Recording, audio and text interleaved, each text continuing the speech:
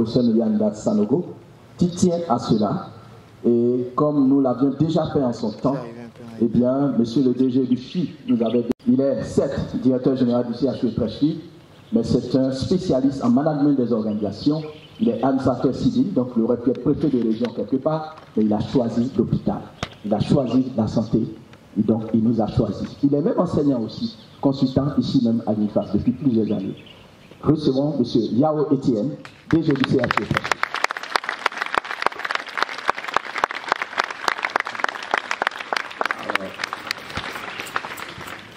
Je ne parle pas de moi à modestie, Madame la directrice de l'UNIFAS, mesdames et messieurs les sous-directeurs, chers professeurs de l'UNIFAS, chers élèves, applaudissez-vous très fort.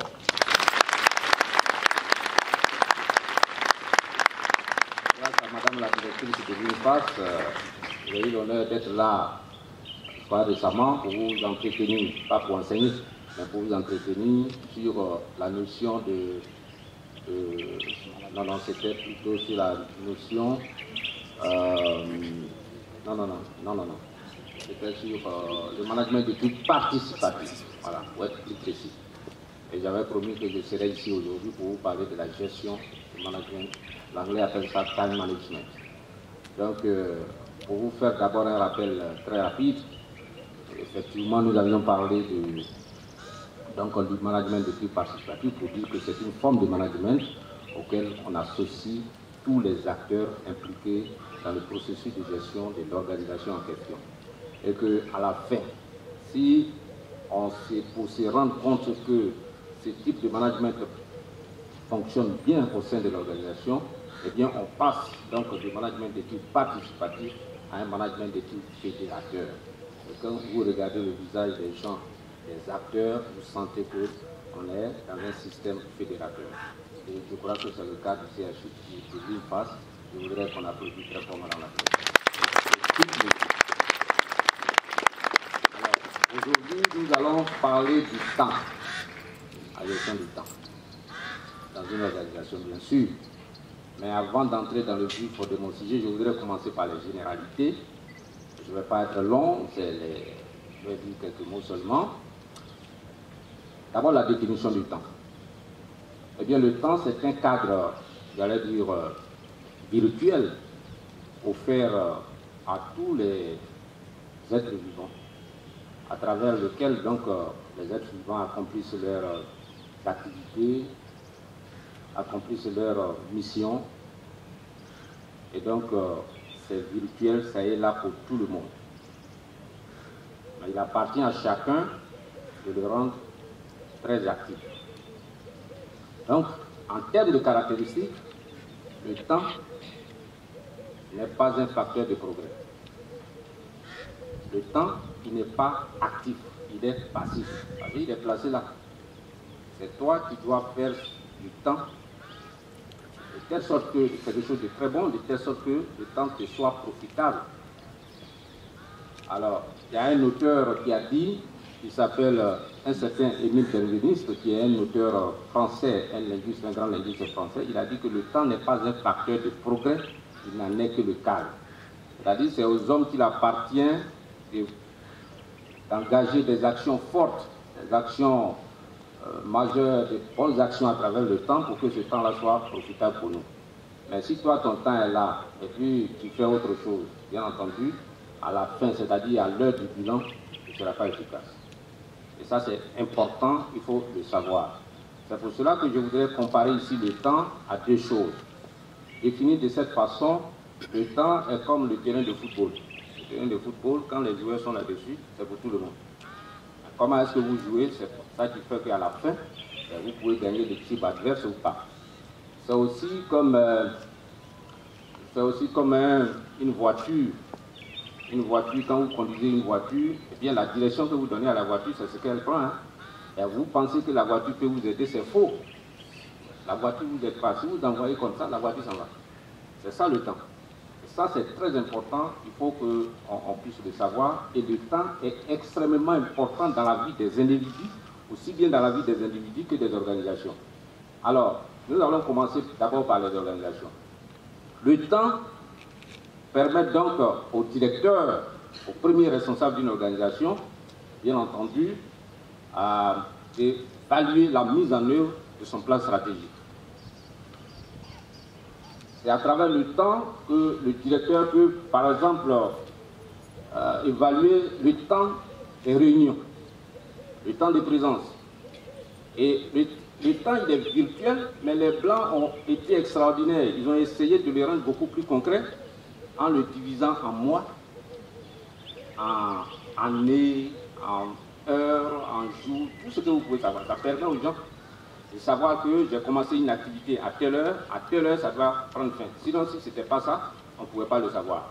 Donc, c'est un instrument important dans la main du manager. Au même titre que les ressources humaines, les ressources financières, les ressources matérielles, le temps constitue une ressource au sein d'une organisation. Ça, c'est extrêmement important. Si vous naviguez à vue, si vous ne considérez pas le temps, une réunion qui commence à telle heure, on ne sait même pas à quelle heure ça finit, vous ne pouvez pas être efficace à la fin. Donc, pour le manager, c'est extrêmement important. C'est aussi important lorsque vous confiez des responsabilités à des collaborateurs. C'est pour cela qu'un manager, quand vous confiez une responsabilité, vous ne dites pas faire ça et puis envoyez-moi ça. Mais la personne peut faire ça quand il veut et puis vous envoie ça.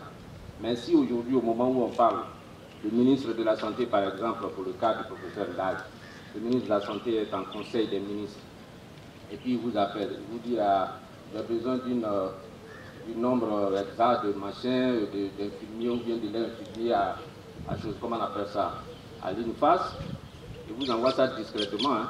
Et puis quand il vous fait ça, peut-être qu'il est devant le président de la République, il attend la réponse.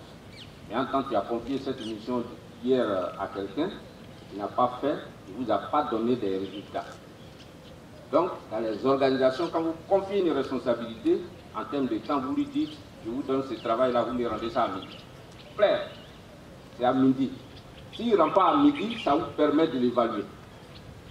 Si vous lui dites, faites ce travail et puis ramenez-moi, lui, il peut prendre tout son temps. Or, le temps, il est très, très, très, très important. Alors, ça, c'est le cas des managers.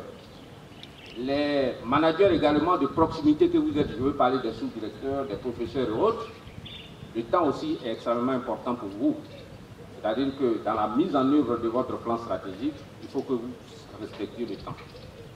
Quelque chose que vous devez faire en 4 heures, il faut que vous soyez capable de le faire en 4 heures. De telle sorte qu'à l'heure du bilan, il faut que vous soyez efficace. C'est pour cela que chaque jour que Dieu fait, dans le management des organisations, ce qu'on appelle l'habileté de direction, en réalité, il faut pouvoir se retrouver chaque jour à 17 heures, par exemple, ou à 18 heures, autour donc du directeur pour faire le point de la journée. Qu'est-ce que nous avons fait? Matin, vous faites le point de la journée. Qu'est-ce qu'on doit faire? C'est-à-dire vous donner les orientations et à la fin, on fait le point pour savoir est-ce qu'on a respecté ça. Et le soir, pour vous-même personnellement, lorsque vous dormez, avant de dormir, avant d'aller au lit, vous faites le bilan de votre journée. Qu'est-ce que j'ai fait aujourd'hui? Qu'est-ce qu'il reste à faire? Pourquoi je n'ai pas pu faire ça? Mais on ne va pas dire, ah, je suis fatigué aujourd'hui, hein, et puis tu dors. Demain, tu retournes encore, tu ne sais pas où tu as arrêté exactement, et puis bon, mais tu avances. Non, il faut que le temps soit scrupuleusement géré, rationnellement géré.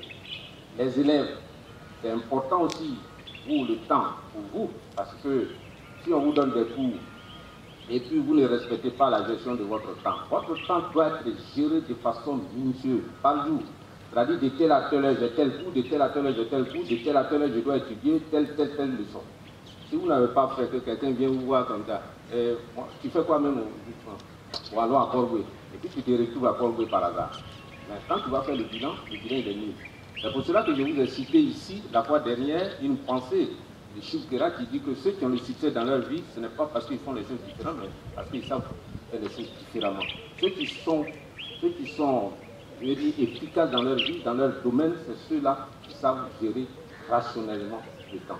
Ça, c'est important. Alors, donc, vous êtes des élèves, vous recevez les cours dans les mêmes conditions, par les mêmes professeurs, et puis l'autre est efficace, toi, tu n'es pas efficace, toi, tu gagnes de mauvaises notes. Et puis, tu dis que c'est la sorcellerie. Non, ce n'est pas de la sorcellerie, c'est que vous-même, vous n'utilisez pas le temps comme il se doit. Le temps doit être géré de façon rationnelle, et ça, c'est important pour tout le monde. C'est pour cela que je suis très heureux d'intervenir là-dessus aujourd'hui. Et puis, vers la fin, je voudrais vous poser une question. Est-ce qu'on peut rattraper le temps perdu? Ah non, c'est passé. Il est parti. Est-ce qu'on peut rattraper le temps perdu? Il est parti. Voilà. C'est pour cela que je voudrais inviter tout le monde à faire en sorte que le temps soit géré, le temps soit un outil de gestion de nos organisations. Vous savez, au Japon, ils ont 1 heure de pause. Je vous dis bien 1 heure de pause. De 12h30 à 13h30. Une fois que l'heure est passée, tout le monde au travail. Alors vous comprenez pourquoi ils sont développés. Ici, il est midi, il s'en va manger à Ndotré. Il s'en va manger jusqu'à Ndotré. Avec tous les embouteillages, c'est pas son affaire. Il s'en va manger jusqu'à Ndotré. Quand il est fatigué, bon, il boit la bière, machin. Quand il est fatigué, il revient. Mais au moment où il revient, il est pratiquement 16 heures. Il s'en fout. Et puis, le lendemain, il revient encore. Ah, cette fois-ci, c'est pas Ndotré. Il s'en va manger jusqu'à Bassam. Il ne respecte pas le temps. Et ça, au Japon, lorsqu'il y a une réunion, une grande réunion, si c'est à 10 heures que ça doit commencer, celui qu'on attend à 9h50, il est assis. À 10h00, vous le voyez, il est au micro. Et si c'est prévu pour 2 heures ou bien pour 1h30, exactement 1h30, c'est terminé, la réunion est terminée, tout le monde au travail. Vous comprenez pourquoi les gens sont devant, et c'est ce qu'on appelle le lean management. Le lean management, c'est la gestion rationnelle des ressources. Or, le temps fait partie des ressources. C'est pour cela que je voudrais que dans vos différents pays, pour nos différents amis de Mauritanie, de Tchad, de tous ceux qui sont là, les Ivoiriens qui sont là, faites du temps vraiment un instrument de développement personnel pour que vous soyez des véritables acteurs de développement dans votre pays, pour que vous soyez des éléments inconditionnels, j'allais dire des militants pour l'émergence de vos différents pays et du continent africain. Je vous remercie.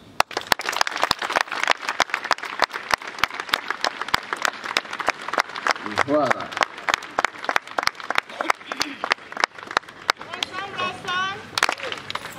Ensemble. Clap one, clap two, triplé.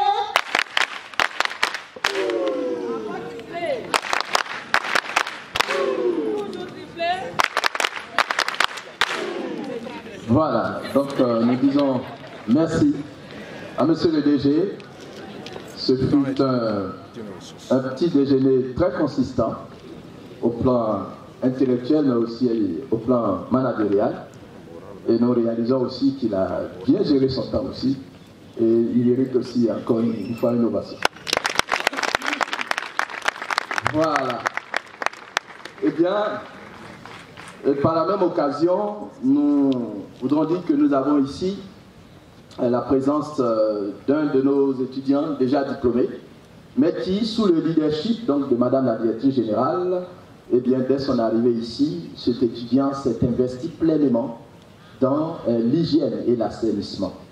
Et à cet effet, il va venir donner une information. Il est déjà parti, mais il nous revient toujours utilement. Il s'agit de jeunes assoviés. Bon, il paraît-il qu'ils sont en 4e année ou 5e année, c'est ce qu'ils se disent souvent. Merci, M. Loire. Bonjour, Madame la Directrice. Bonjour à tout l'auditoire de l'Assemblée. Il a été parlé ici le temps, donc nous allons être brefs. Je suis ici avec l'un de mes cadets de la 2e année, le président de la 2e année, et nous sommes là pour parler de l'hygiène. Vous êtes bien vêtus ce matin, c'est bien, le cadre est beau, mais il ne faudrait pas attendre que ce soit le lundi matin que notre environnement soit ainsi. Je vous exhorte, s'il vous plaît, à faire de l'hygiène votre credo, à faire de l'hygiène une vie de tous les jours. Nous sommes agents de santé. Nous ne devons pas marcher dans la salubrité, non. Nous devons être un modèle pour les autres instituts. Nous devons être un modèle pour nous-mêmes. Un modèle dans nos services, en termes d'hygiène. Parce que nous sommes quittés à l'INFAS. Et ne vient pas à l'INFAS qui veut.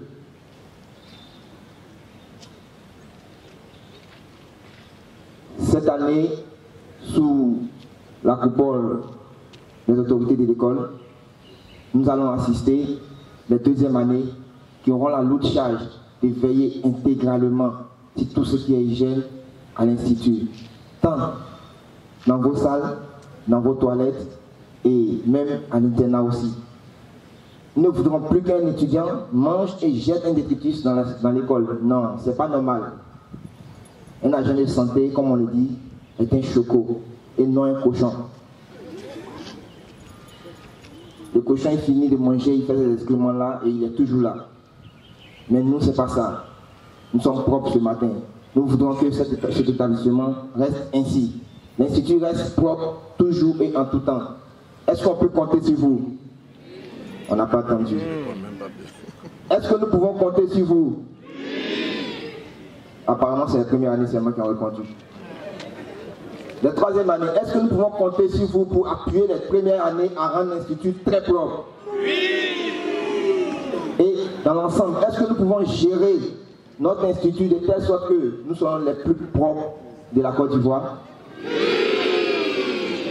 Merci d'avoir dit le oui, mais cela reste dans les actes maintenant. Donc, je vous remercie. J'avais bien fait. Très prochainement, la brigade de la salubrité sera mise en place sous la direction et l'œil avisé des autorités. Et ça sera un étudiant de deuxième année qui la pilotera, comme on le dit. Et son président sera là pour veiller au grain et nous serons là pour superviser. Encore une fois de plus, merci cher maître. Bonne journée à tous. Merci à Sauvier. Un jeune étudiant modèle et exemplaire. Il était toujours présent aussi au salut aux couleurs. Et je vous fais noter que dès ses premiers stages après le diplôme, il a commencé à soigner des ministres dans une polyclinique de la place. Et donc, voici donc son secret que je dévoile. Évidemment, les deux et les couleurs, surtout les couleurs du grand amphithéâtre sont une correspondance logique parce que c'est son leadership qui est à l'œuvre. C'est pourquoi nous allons lui donner toute la classe maintenant. Madame la directrice générale, pour la clôture.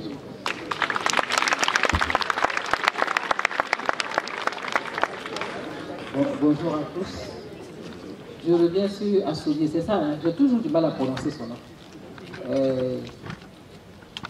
Il était classé le premier de la promotion, c'est ça?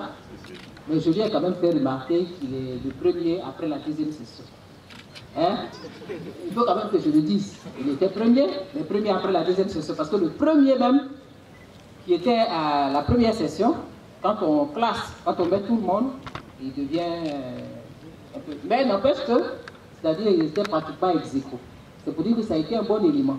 Ça c'est vrai, il a bien travaillé, c'est vrai. Il est venu souvent à moi parce que je reçois tous ceux qui viennent me présenter des bons projets.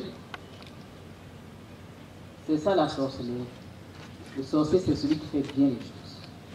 Donc quand il vient présenter le bon projet, on l'accompagne.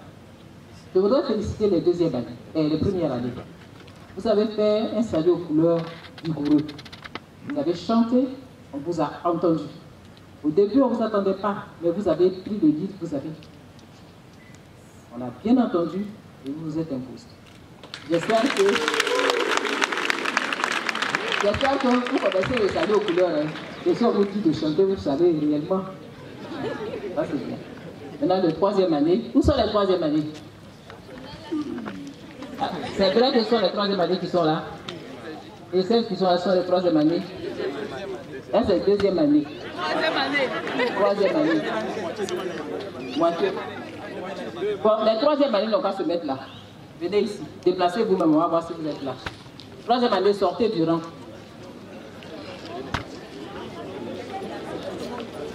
Passez tout ici, on va vous voir. Ah, le temps passe, hein. Vous avez vu, les Vietnamiens sont en 3e année. Hein. Bon, ça dit effectivement que moi, je suis dans la 3e année. Voilà, les 3e années sont là. Il paraît que vous revenez de stage. Donc, vous revenez de stage, la première des choses qu'on doit faire, c'est quoi? Vous revenez du stage, qu'est-ce qu'on doit faire? Un rapport de stage.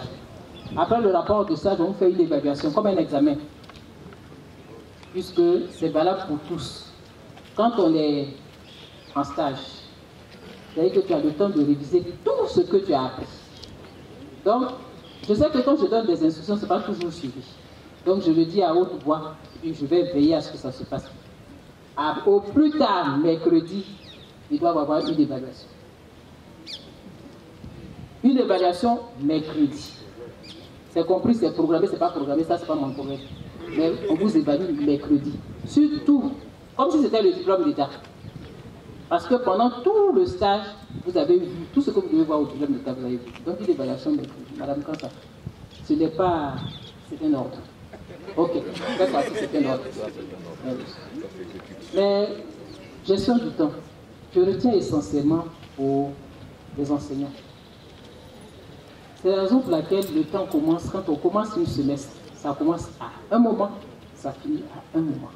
Ce n'est pas élastique. Donc les années qui se poursuivent, qui ne finissent pas, c'est parce que nous ne gérons pas le temps académique. Donc retenez ça, vous devez gérer le temps académique. Donc quand on commence un début d'année, on dit c'est 16 semaines, 18 semaines, on va même jusqu'à 20 semaines, mais on ne peut pas aller au-delà. Vous ne pouvez pas faire un emploi du temps en tenant, bon, on fait l'emploi du temps de la semaine, mais même l'emploi du temps de la semaine rentre dans un cadre de temps, parce que ça commence à une semaine, et ça va finir à une semaine 16. Donc tout est fait dans ce temps-là. Donc il faut gérer les absences, il faut gérer les vacataires, comme on dit, qui se passent souvent présents, c'est partout pareil, mais malgré ça, on doit gérer tout dans le temps. Et on doit veiller à ce que cette année, les classes intermédiaires ne puissent pas aller jusqu'en 2018. De 2020, en tous les cas, ça n'arrivera pas. Il faut qu'en 2019, les classes intermédiaires, pour les 3e années, comme on l'a dit, si vous ne le savez pas, pour vous, vous pouvez aller jusqu'en 2020. Et c'est pratiquement ce qui va arriver. Parce que le stage communautaire se fera après l'examen de certification. Bon, ce message était essentiellement pour l'administration. Je voudrais remercier M. Yahou Etienne pour son mot, pour l'échange. J'étais en train de me dire que ce serait bon probablement même on reprenne, puisque vous voulez faire de la formation administrative au niveau du CHU. Donc on va vous amener à le faire pour que nous-mêmes nous soyons dans le cocon, ou bien nous-mêmes on va vous amener à le faire chez nous, de manière à ce qu'on puisse profiter encore de vous. Merci pour tout. Je ne vais pas être longue aussi. Je voulais demander aux 3e année, comme je ne sais pas prononcer les mots, il faut les citer. Je voudrais demander aux 3e année, vous savez, on a un défi, c'est que vous soyez compétents et opérationnels à la sortie. C'est-à-dire que c'est dès maintenant que vous devez tout apprendre. Comme M. Yaotienne dit, chacun fait son bilan de la journée. Mais vous faites votre bilan, votre apprentissage. Vous faites le bilan de vos compétences. Qu'est-ce que je sais faire? Actuellement, là, je suis en mai. Est-ce que je sais faire un accouchement seul? Et puis tu coches plus, 1 plus, 2 plus, 3 plus. Est-ce que je sais faire une séance de sensibilisation? Et puis tu coches. Mais toi-même, tu fais ton bilan, tu sais ce que tu dois rattraper. Et tu te bats pour le rattraper. C'est toi-même qui rattrapes. Si tu sais que tu ne sais pas faire quelque chose, mais qu'est-ce que tu fais? Tu apprends. Si tu dois aller dormir dans un centre de santé avec une sage-femme, te faire accompagner, tu le fais parce que c'est ta responsabilité. Et n'oubliez pas que la justice, on a vraiment la justice sur notre côté. Et puis n'oubliez pas que nous devons être compétents. Mais moi-même, je dis, je suis embêté. Parce que dès que je prononce un mot de médecine, si je dis à telle date, qui prend Google et puis regarde, ah oui, c'est ça. Mais à tout moment dont tu es, c'est ce qui va se passer. Chaque malade qui va venir vers vous aura toujours une information avant vous. Il avance sur l'information. Donc, débrouillez-vous. C'est qu'on est dans un monde où on est obligé d'être compétent. Donc faites votre boulot et puis soyez compétent d'ici la fin de l'année. Obligatoirement, vous devez rattraper vos insuffisances, corriger vos insuffisances. Et vraiment, il faut qu'on puisse compter sur vous pour cela. Donc, je voudrais vous dire merci pour cette bonne semaine et demander encore l'engagement de tous, que ce soit les premiers radios qui viennent d'arriver, parce que vous devez étudier, c'est votre devoir, que ce soit les enseignants, il faut qu'on change, il faut qu'on donne encore le meilleur de nous-mêmes. Vous avez fait beaucoup, hein? Il y a beaucoup de choses qui sont faites, mais il faut qu'on fasse encore plus. Au personnel administratif, c'est pareil. Nous avons toute une lenteur sur certains dossiers. Il faut que nous travaillions encore plus. Tout le monde doit participer à une meilleure construction de démocratie. Et particulièrement les troisième années, on vous attend, les gardes, tout ça. Vous devez faire du travail supplémentaire. Ça me dit, ça veut dire que c'est comme l'année du bac. Les boîtes, les sorties, tout ça, on met stand-by. On met tout ça en stand-by. C'est vraiment le footing de l'apprentissage. Je vous remercie et je vous souhaite une bonne semaine.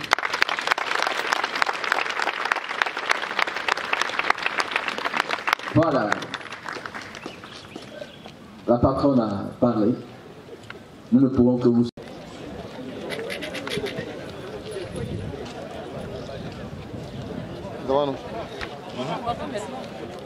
Hein?